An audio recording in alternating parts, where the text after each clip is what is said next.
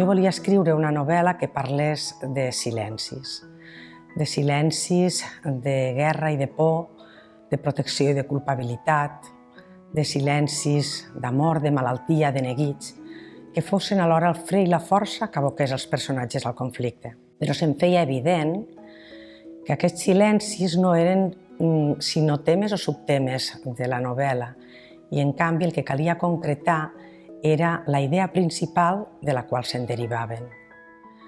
Vaig observar que els personatges que jo havia imaginat callaven, que arrossegaven els silencis d'una manera dura. Vaig arribar a la conclusió que la importància de la comunicació com una necessitat alliberadora era la idea principal que buscava i, en definitiva, és la que irradia de sentit tota la trama dels silencis del carrer de l'Arc.